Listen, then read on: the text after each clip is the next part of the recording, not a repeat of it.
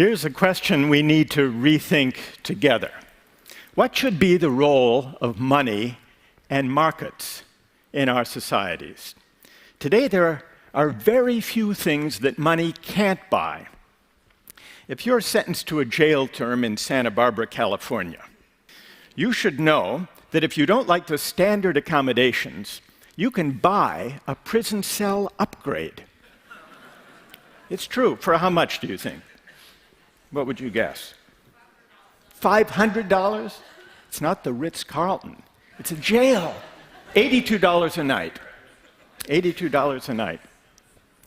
If you go to an amusement park and don't want to stand in the long lines for the popular rides, there is now a solution. In many theme parks, you can pay extra to jump to the head of the line. They call them fast track or VIP tickets. And this isn't only happening in amusement parks.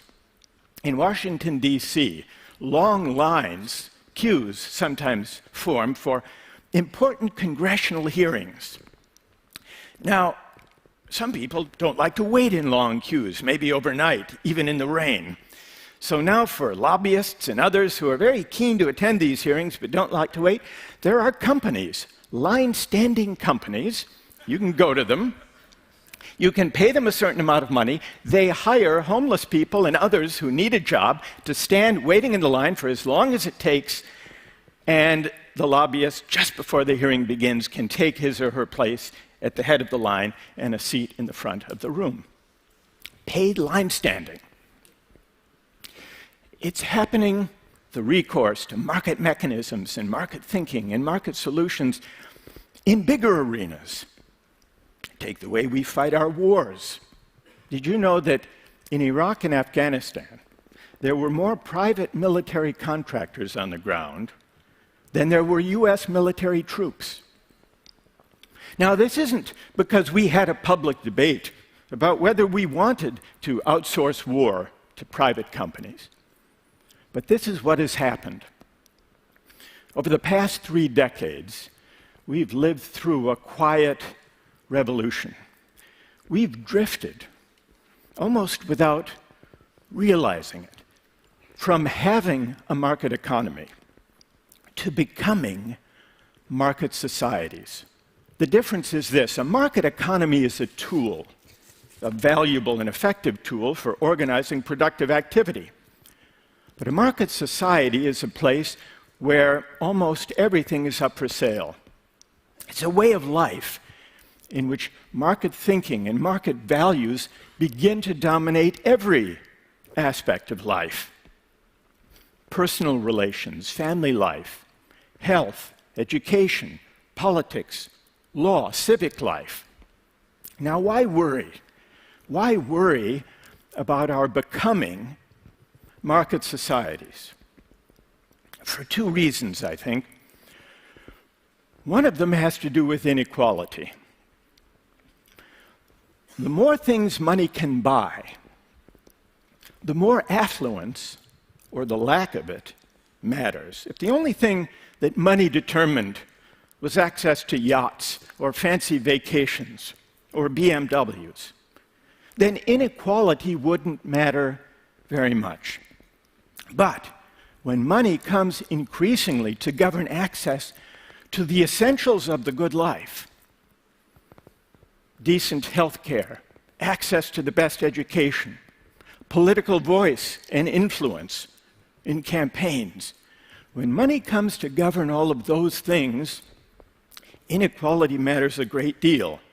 And so the marketization of everything sharpens the sting of inequality and its social and civic consequence. That's one reason to worry.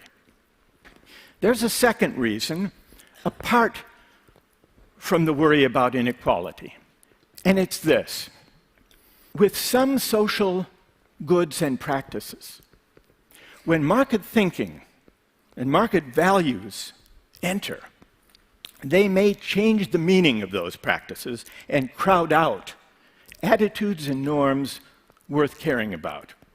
I'd like to take an example of a controversial use of a market mechanism, a cash incentive, and see what you think about it. many schools struggle with the challenge of motivating kids, especially kids from disadvantaged backgrounds, to study hard, to do well in school, to apply themselves. Some economists have proposed a market solution, offer cash incentives to kids for getting good grades or high test scores, or for reading books. They've tried this, actually. They've done some experiments in some major American cities, in New York, in Chicago, in Washington, D.C. They've tried this, offering $50 for an A, $35 for a B. In Dallas, Texas, they have a program that offers 8-year-olds $2 for each book they read. So let's see what some people are in favor, some people are opposed to this cash incentive to motivate achievement. Let's see what people here think about it. Imagine that you are the head of a major school system, and someone comes to you with this proposal, and let's say it's a foundation. They will provide the funds. You don't have to take it out of your budget. How many would be in favor, and how many would be opposed to giving it a try? Let's see by a show of hands. First, how many think it might at least be worth a try, see if it would work? Raise your hand. And how many would be opposed? How many would? So the majority here are opposed, but a sizable minority are in favor. Let's have a discussion. Let's start with those of you who object, who would rule it out even before trying. What would be your reason? Who will get our discussion started? Yes. Hello everyone, I'm Heike, and I think it just kills the intrinsic motivation. So in respect that children, that they would like to read, you just take this incentive away in just paying them, so it just changes behavior. Takes the intrinsic incentive away. Yeah. What is or should be the intrinsic motivation? Well, the intrinsic motivation should be to learn. To learn. To get to know the world. And then if you stop paying them, what happens then? Then they stop reading. Now, let's see if there's someone who thinks it's worth trying this. I'm Elizabeth Loftus, and you said worth a try, and so why not try it and do the experiment and measure things and measure. And what would you measure? You'd measure how many books they read and how many books they continued to read after you stopped paying them. Oh, after you stop paying. All right, what about that? To be frank, I just think this is, not to offend anyone, a very American way.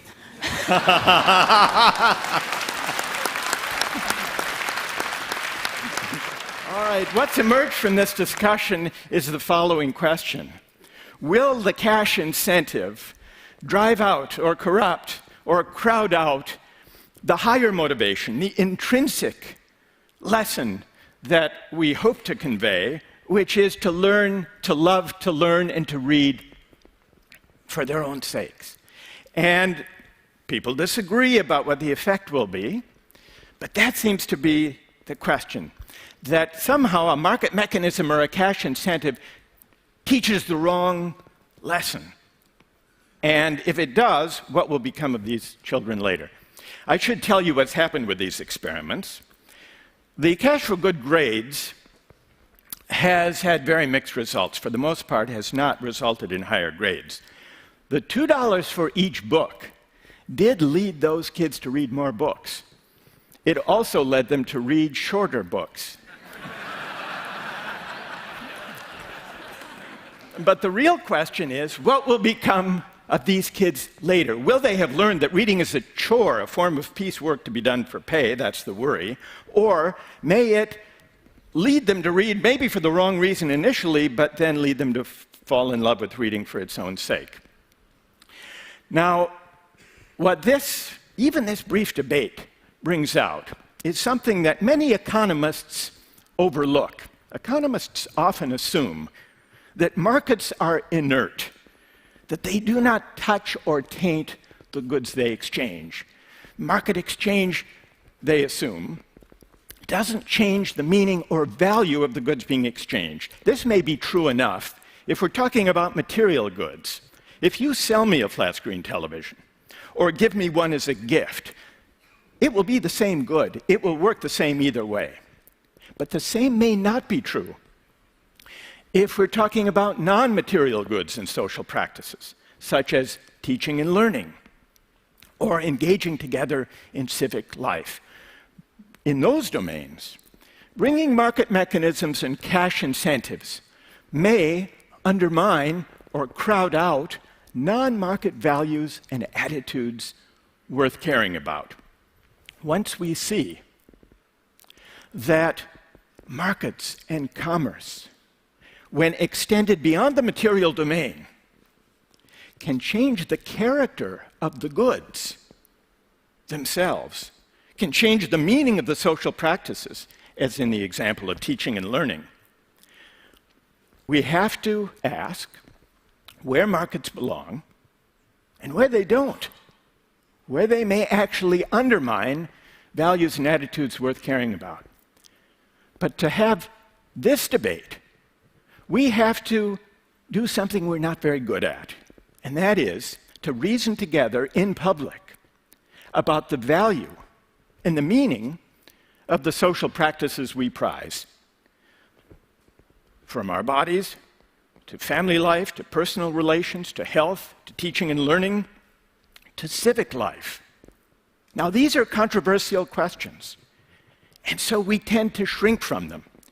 In fact, during the past 3 decades, when market reasoning and market thinking have gathered force and gained prestige, our public discourse during this time has become hollowed out, empty of larger moral meaning. For fear of disagreement, we shrink from these questions. But once we see that markets change the character of goods, we have to debate among ourselves these bigger questions about how to value goods.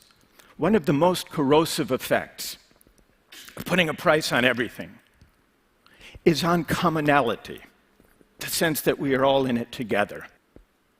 Against the background of rising inequality, marketizing every aspect of life leads to a condition where those who are affluent and those who are of modest means increasingly live separate lives. We live and work and shop and play in different places.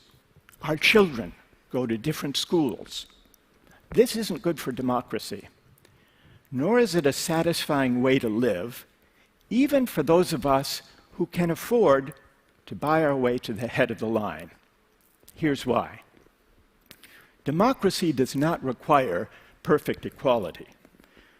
But what it does require is that citizens share in a common life. What matters is that people of different social backgrounds, different walks of life, encounter one another, bump up against one another in the ordinary course of life. Because this is what teaches us to negotiate and to abide our differences. And this is how we come to care for the common good. And so in the end, the question of markets is not mainly an economic question.